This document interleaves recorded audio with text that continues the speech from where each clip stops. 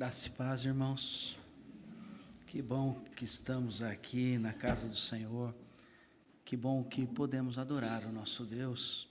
Que bom que podemos aprender da palavra do Senhor. Eu quero te convidar, abre comigo em nome de Jesus, carta de Paulo aos Romanos, capítulo 1, verso 16 e 17. Epístola de Paulo aos Romanos, capítulo de número 1, verso de número 16 e 17. Todos encontraram? Amém? Aguardamos um pouquinho mais. A palavra do Senhor nos diz assim: pois não me envergonho do Evangelho, porque é o poder de Deus para a salvação de todo aquele que crê, primeiro judeu e também do grego, visto que a justiça de Deus se revela no Evangelho, de fé em fé, como está escrito, o justo viverá por fé. Oremos. Querido Senhor, nós te louvamos pela tua palavra, te agradecemos porque sabemos que ela é a verdade e sabemos também que o Senhor não necessita do homem, mas aprove ao Senhor fazer desta forma, que houvesse pregadores da tua palavra. Por isso nós nos humilhamos em tua presença, pedindo, Deus, a tua misericórdia, pedindo que, independente de nós, o Senhor fale nesta noite e não o homem neste lugar. O Senhor fale através da tua palavra. Por isso leva cativo, Senhor, todo pensamento a Cristo Jesus, o Senhor, e seja Ele glorificado. É necessário que Ele cresça e que nós diminuamos em tua presença. Oramos assim, em nome de Jesus.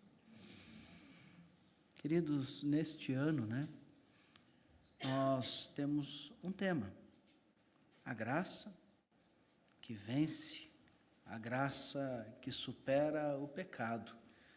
E talvez você esteja estranhando um pouquinho, porque pastor Léo pregou em Juízes, domingo passado, E nós estamos tão acostumados, a ter uma sequência de pregações sempre no mesmo livro.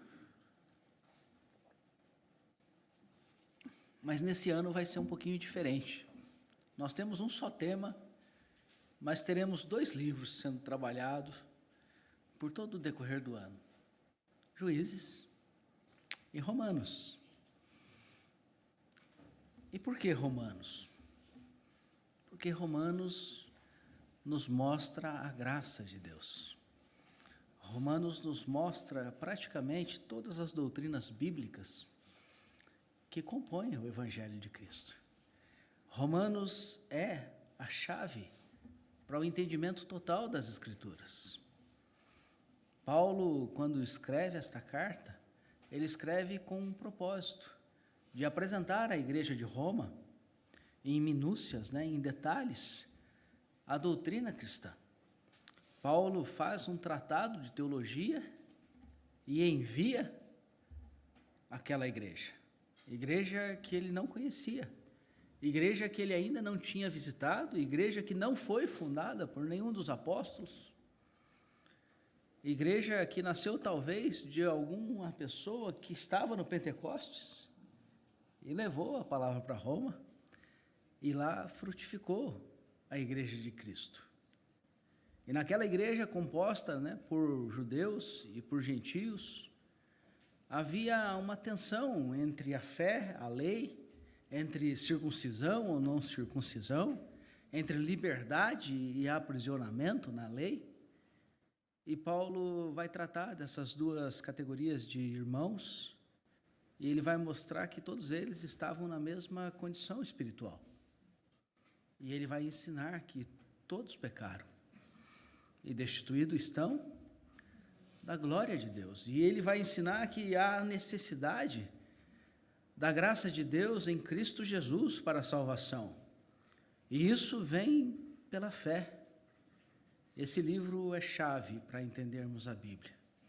E dentro deste livro nós temos uma outra chave, que são esses 2 versos, que nos ajudam a compreender o livro de Romanos. Então, talvez estes 2 pequenos versos sejam versos muito importantes. Eu não diria, o mais importante, mas muito importantes, para que possamos compreender a palavra de Deus. Esse livro, através dos séculos, impactou a vida de inúmeros servos e servas de Deus. Impactou a vida de líderes da igreja, como Agostinho, como Lutero, como John Wesley. Todos eles foram verdadeiramente convertidos quando tiveram contato de verdade com esta palavra, a epístola de Paulo aos Romanos. Aqui nós encontramos a doutrina do pecado, a doutrina da lei, a doutrina do julgamento, do destino humano, a doutrina da fé e das obras, a doutrina da graça, da justificação, da eleição, do plano de salvação e muitos outros temas. Paulo faz esse manual de doutrina cristã muito antes de Berkhoff, né, pastor Léo? É um manual de doutrina cristã. Então, se nós queremos conhecer a doutrina cristã, nós temos a necessidade de lermos Romanos. Se você ainda não fez isso, faça isso durante essa semana. Conheça o texto todo, do capítulo 1 ao capítulo 16. Conheça o texto de Romanos. Paulo vai escrever essa carta enquanto ele está lá em Corinto, né? Nós sabemos disso pela menção que ele faz de Febe, de outros irmãos de Corinto, e do porto de Cencreia, né? Ele cita isso na carta. Então, nós sabemos pelos estudiosos, é lógico, né? Não temos esse conhecimento tão pleno, mas que ele deveria estar em Corinto. E aqui, num período de 3 meses que ele passou naquela igreja, ele escreve essa carta aos romanos, na esperança de que, no caminho que ele fosse a Jerusalém entregar a oferta que ele coletava, ele sairia de Jerusalém, passaria por Roma e entraria na Europa. Esse era o plano de Paulo. Ele iria para a Espanha, né? E ali ele pensava em pregar o evangelho até os confins da terra, né? Nós temos que entender que aquela região era os confins da terra. Ele subia do Oriente Médio, indo para a Europa. Ele não fez isso, né? Não da forma que ele achou que faria. Ele foi preso em Jerusalém. Mas antes de ser preso em Jerusalém, ele deixa esse tratado magnífico, que exalta o poder de Deus, que exalta a graça de Deus. E aí nós entramos no tema dessa noite. O Evangelho, o poder de Deus. Deus é o Todo-Poderoso? Sim, né? Lembra de Gênesis capítulo 17, quando ele fala com Abraão? Ele diz, eu sou o Deus Todo-Poderoso. Eu sou El Shaddai, né? Ele fala. Ele é o Deus Todo-Poderoso. E nós somos discípulos do Deus Todo-Poderoso. Mas será que nós conhecemos de verdade o poder de Deus?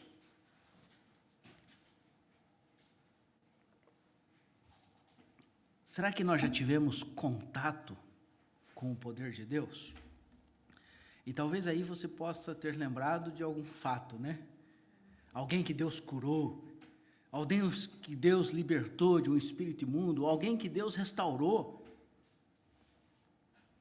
Mas Paulo está falando de uma coisa muito mais profunda que isso. Ele não está falando da operação dos dons do Espírito. Ele está falando de um poder que pode fazer aquilo que nenhum outro poder pode fazer.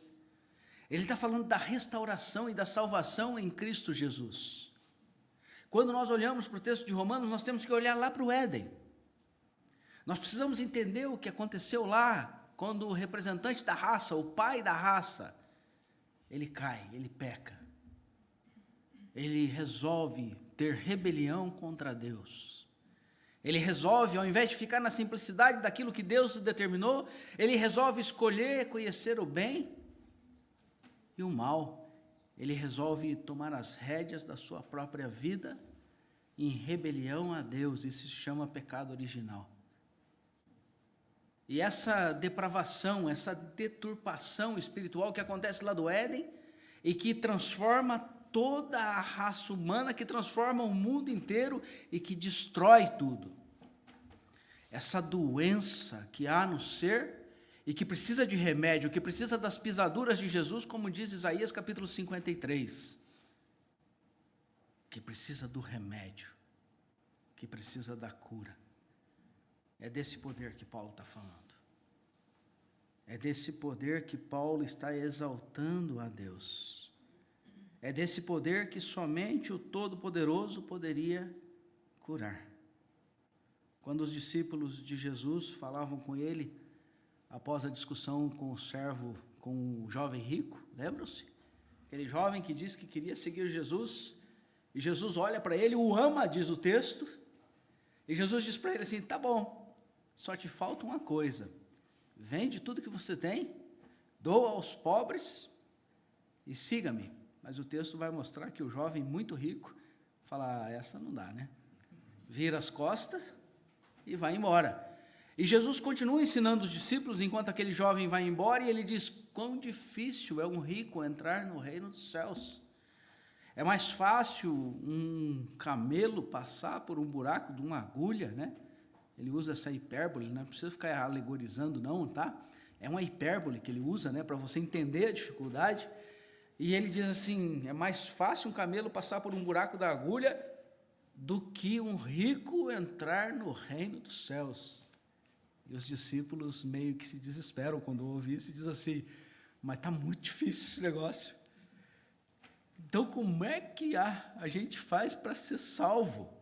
Quem pode salvar-se? E Jesus diz algo maravilhoso, ele diz, isso ao homem é impossível, mas tudo é possível para Deus. Jesus está dizendo, não, vocês não vão conseguir. Esqueçam isso. Não há tijolinho no céu. Mas Deus pode fazer isso por vocês. E Deus fará isso por vocês. É desse poder que Paulo fala, o poder de nos salvar. Logo, nós precisamos parar de nos estribarmos no nosso próprio conhecimento. Nós precisamos parar de nos estribarmos na nossa própria obra, no nosso próprio esforço. E nós precisamos entender que o poder de Deus é o evangelho pregado por Jesus. É o evangelho pregado pelos apóstolos. É o evangelho pregado pela igreja do Senhor. Amém? E como nós podemos ver algumas coisas sobre esse conhecimento do poder de Deus? E eu creio que o primeiro ensino que esse texto nos traz está aqui no verso 16, quando Paulo diz assim, pois não me envergonho do evangelho, porque é o poder de Deus para a salvação de todo aquele que crê, primeiro do judeu e também do grego. Quem conhece o poder de Deus não se envergonha do evangelho. O evangelho não é o poder de Deus? Então como que eu posso me envergonhar do poder de Deus? Mas fica uma pergunta, é possível que nós nos envergonhemos do evangelho de Cristo? Alguma vez você já foi ridicularizado por ser crente? Por crer no evangelho do Senhor? Alguma vez você já enfrentou oposição simplesmente por causa das tuas posições no evangelho de Cristo? Alguma vez você foi menosprezado porque você é um cristão?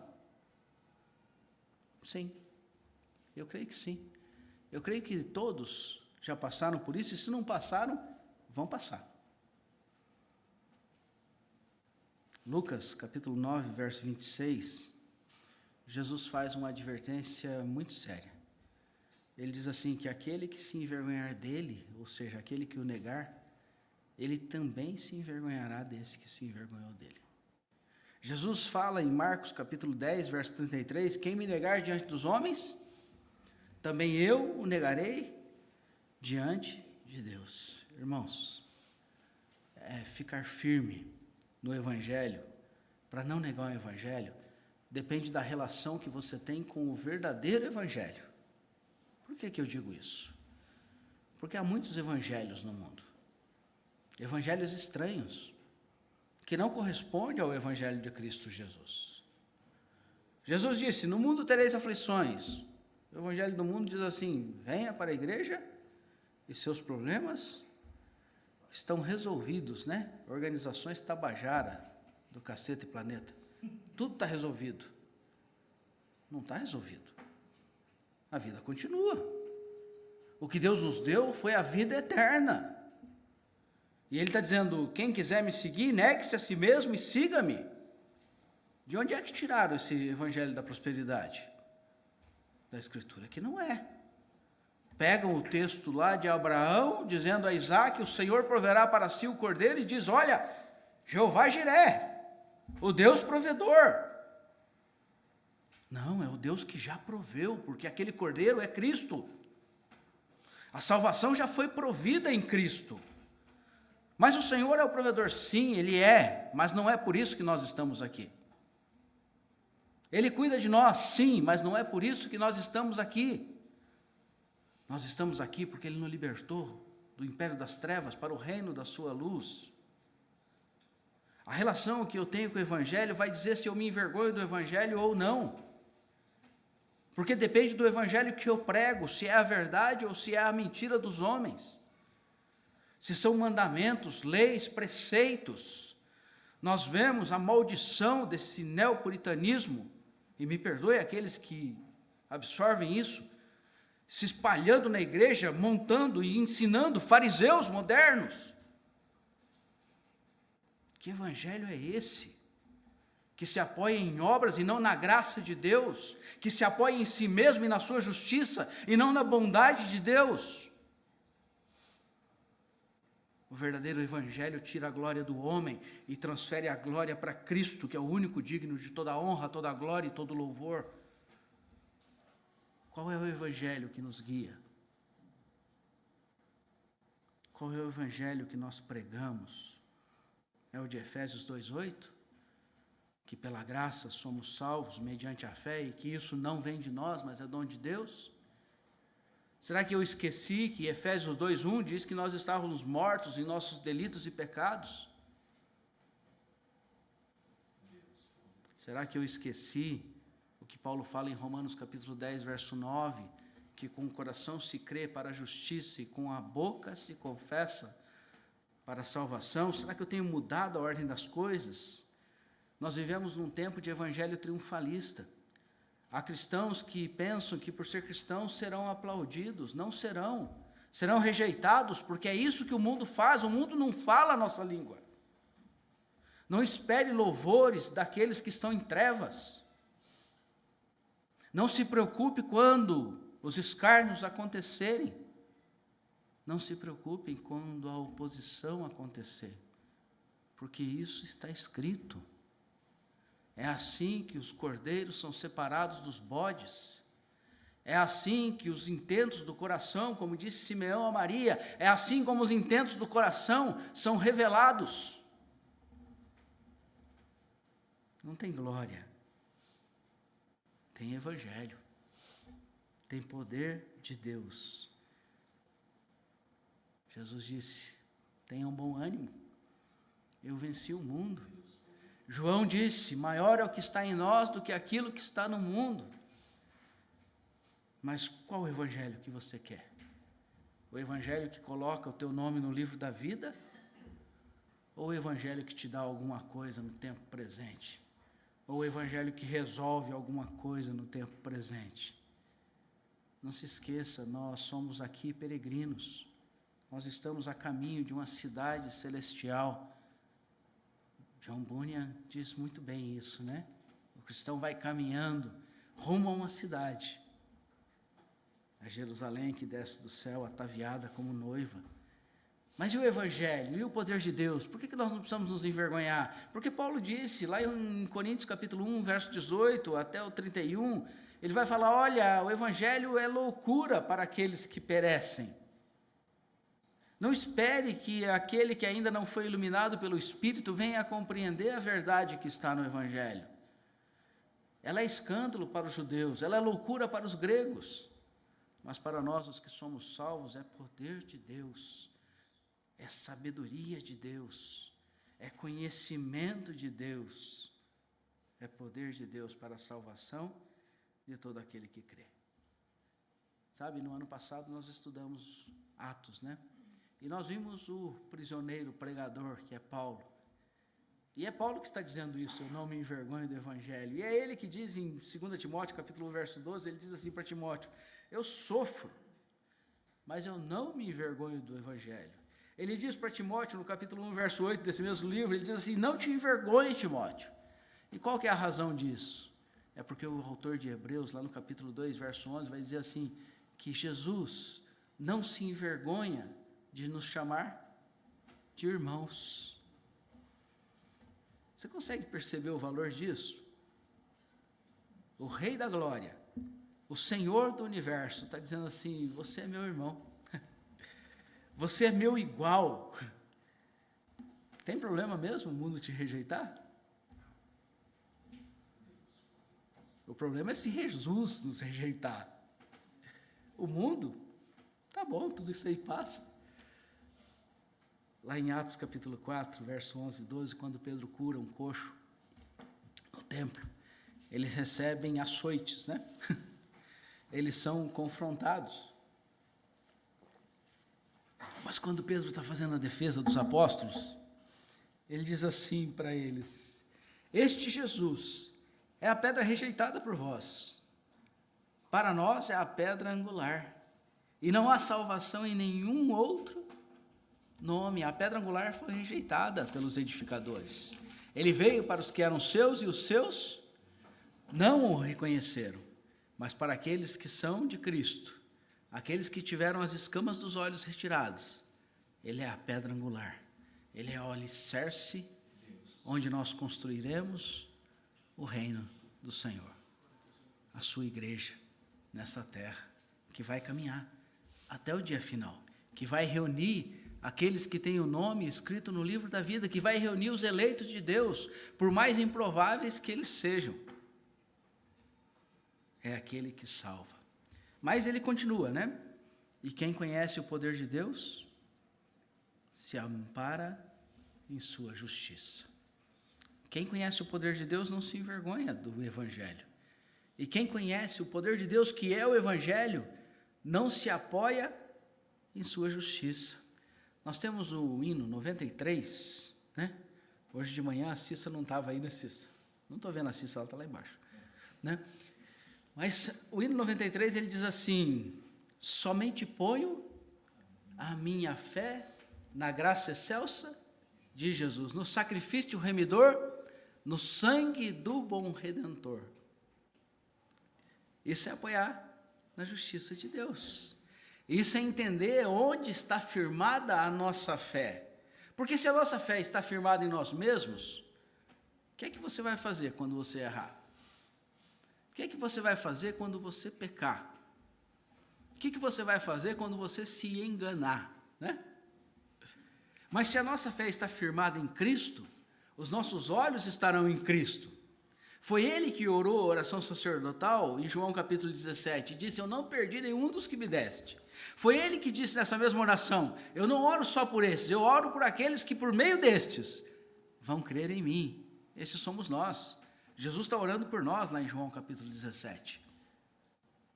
Ele é Deus, e ele disse: ninguém os arrebatará, deu trava-língua, arrebatará das minhas mãos. Será que tem alguém mais poderoso que Jesus no universo? Mas o que nós precisamos entender? O que ele falou para os apóstolos: ao homem isso é impossível, né? John Stott, ele diz assim: a minha justiça está no céu. Sabe, às vezes quando nós falamos da justiça de Deus, nós não entendemos muito o que Deus está falando através da Escritura. Nós entendemos às vezes que é atos de justiça, né? Ou seja, se Deus é justo, então eu tenho que ser justo nas minhas relações humanas. Sim, tem. Tem, porque você deve honrar a Deus. Mas não é dessa justiça que Deus está falando. Deus está falando da justiça realizada por Cristo. Porque aquele que era justo, e que é o único justo, aliás, ele cumpriu toda a justiça de Deus, ele cumpriu toda a lei. E como justo, ele se torna o justificador daqueles que creem nele. Aquilo que Jesus fez é imputado a nós, através do selo do Espírito Santo.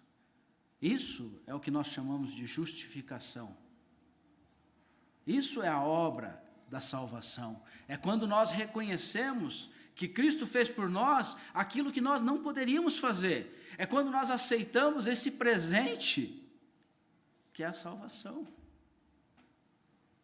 É quando nós entendemos que a vida eterna é uma dádiva, não é uma conquista humana. Quando nós paramos de tentar conquistar Deus e nós descansamos na bondade de Deus. É quando nós entendemos o que Jesus falou para Filipe: há tanto tempo estou contigo e você não me conhece? Por que Deus faz assim?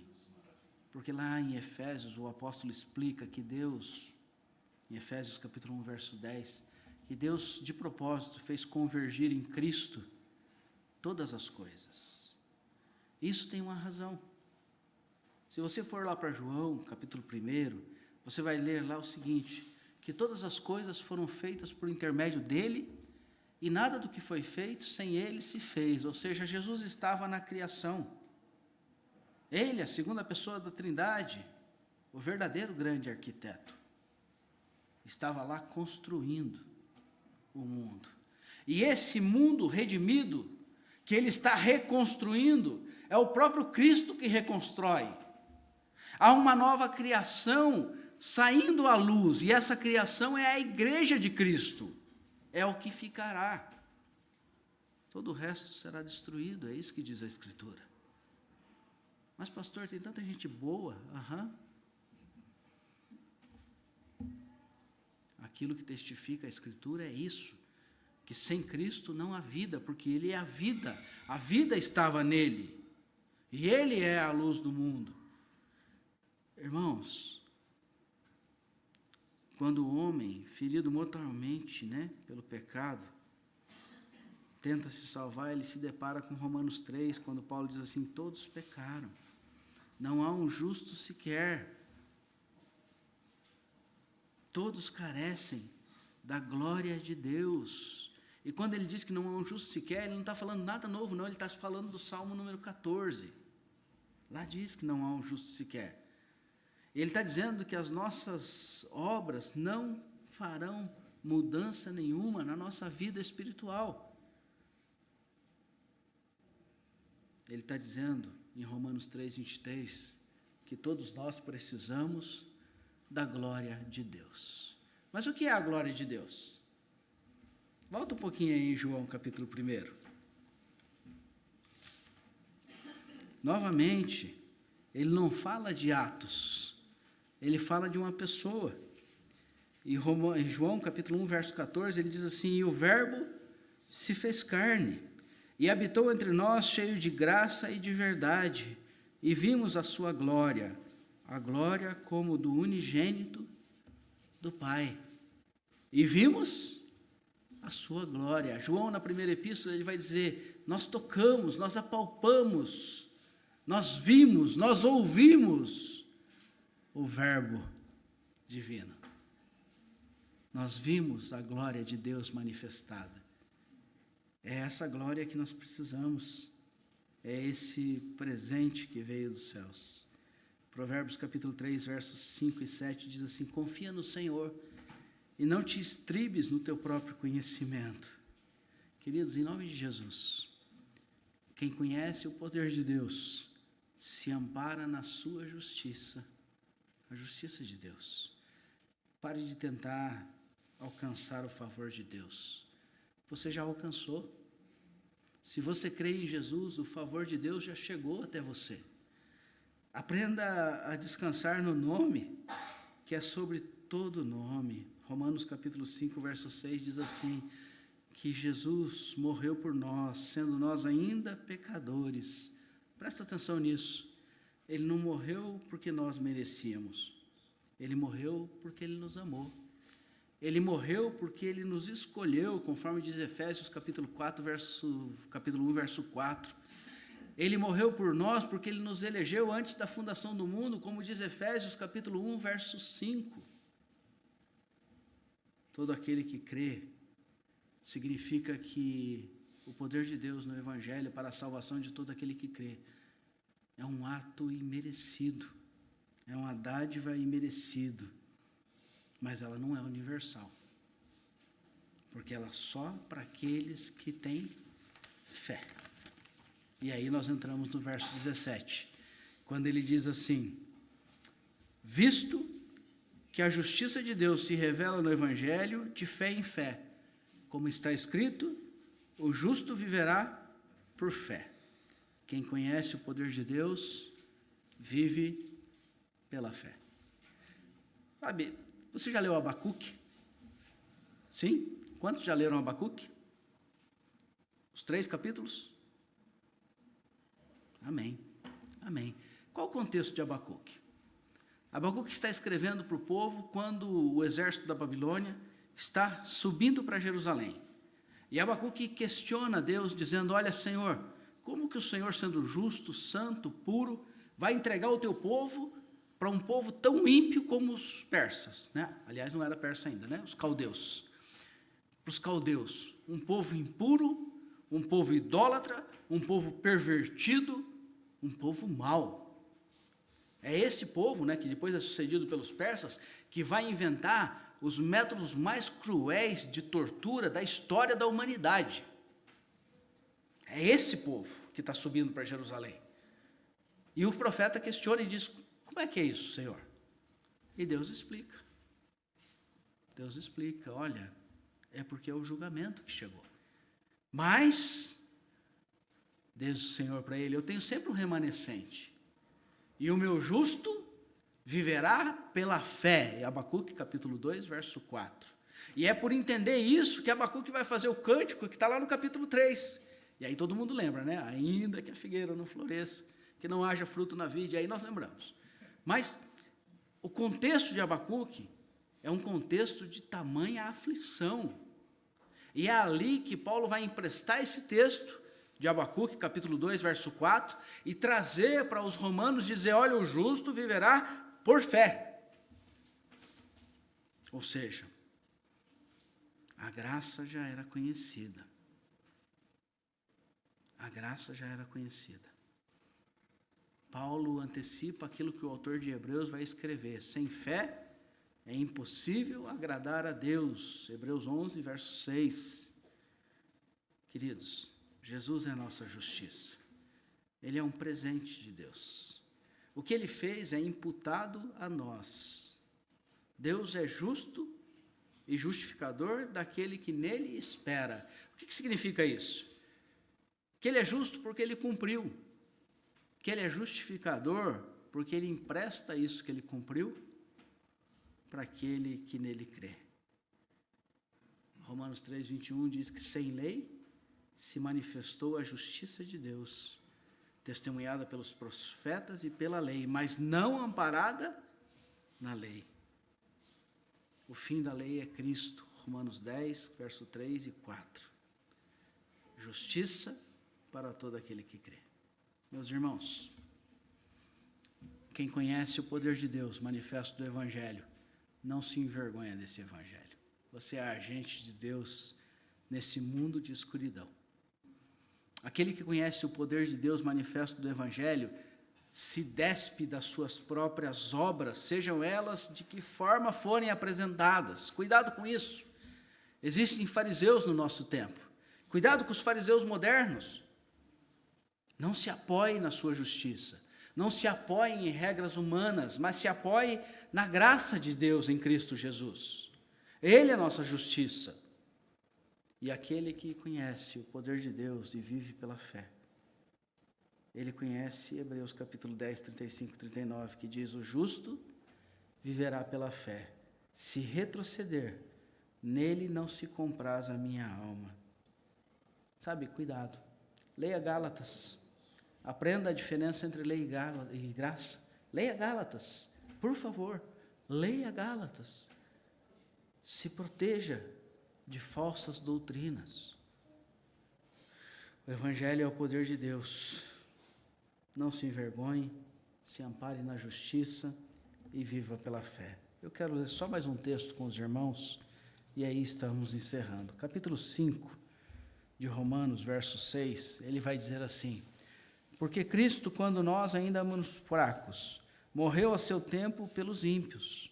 Dificilmente alguém morreria por um justo, pois poderá ser que pelo bom alguém se anime a morrer. Mas Deus prova o seu próprio amor para conosco pelo fato de ter Cristo morrido por nós, sendo nós ainda pecadores. Logo, muito mais agora, sendo justificados pelo seu sangue, seremos por ele salvos da ira. Porque se nós, quando inimigos, fomos reconciliados com Deus mediante a morte de seu Filho, muito mais, estando agora já reconciliados, seremos salvos pela sua vida. Você acha mesmo que Deus não sabe quem nós somos? Você acha mesmo que Deus não sabe o que nós fizemos? Mas o convite dele é pela graça. O convite dele é pelo seu amor. O convite dele é pela sua misericórdia. O convite dele é para que você desfrute em Cristo a nova vida que ele tem para nós, hoje, mas para todo sempre. Porque aqui nós somos peregrinos. Abaixa a tua fronte em nome de Jesus. Vamos orar ao Senhor.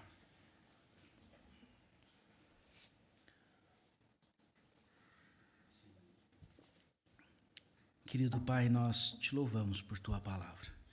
Nós te agradecemos porque ela é a verdade e pedimos que o Senhor imprima em nós essa verdade. Tira de nós todo medo, mas tira de nós também toda a exaltação humana. Tira de nós, ó Deus, tudo aquilo que nos afasta do verdadeiro evangelho do Senhor. Nós queremos seguir o Senhor na simplicidade de Cristo Jesus. Nós queremos seguir os passos daquele que era, que é e que para sempre será o nosso Senhor e Deus. Queremos andar nos teus passos. Pedimos também, Deus, ao encerrar este culto, que o Senhor aceite a nossa adoração, aceite o nosso louvor, não porque nós merecemos, mas porque nós o fazemos em nome de Jesus. E queremos pedir também, ó Deus, que o Senhor despeça o teu povo debaixo do teu cuidado, e que durante toda essa semana, ó Deus, estes teus filhos e todos aqueles que nos ouvirem por qualquer método que seja, possam desfrutar, ó Deus, do poder do Evangelho, para todo aquele que crê, da libertação que há no Evangelho, da luz que há no Evangelho, da vida que há no Evangelho. Pedimos, ó Deus, que o Senhor guarde a tua igreja durante essa semana. Vai à frente de cada um dos teus filhos, em toda e qualquer situação. E que eles possam, ó Deus, descansar no Senhor, sabendo que o Todo-Poderoso os amou e os atraiu para si. Oramos assim, no nome de Jesus. E que a graça maravilhosa de nosso Senhor e Salvador Jesus Cristo, o amor de Deus Pai, o Todo-Poderoso Criador, e as ricas consolações do Espírito Santo de Deus, seja sobre todos vós e sobre todo o povo de Deus, espalhado pela face da terra, hoje e por todos sempre. Amém.